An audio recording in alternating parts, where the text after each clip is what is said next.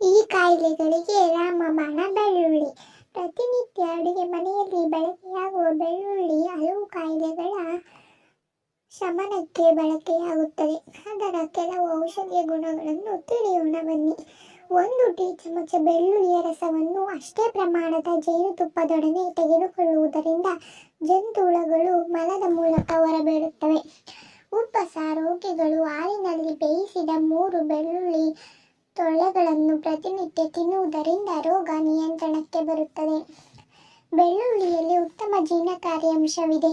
ಇದು ದೇಹವನ್ನು ಶಾಖವಾಗಿಡುತ್ತದೆ. ಬೆಳ್ಳುಳ್ಳಿಯನ್ನು ಅರೆದು ಚೇಳು ಕುಟುಕಿದ ಜಾಗಕ್ಕೆ ಹಚ್ಚಿದರೆ ಶೀಘ್ರವಾಗಿ ಗುಣವಾಗುತ್ತದೆ. ಬೆಳ್ಳುಳ್ಳಿ ನೀರಿನಲ್ಲಿ ಗಾಯವನ್ನು ತೊಳೆದರೆ ರೋಗಾಣುವಿನ ನಾಶ ಸಾಧ್ಯವಾಗುತ್ತದೆ.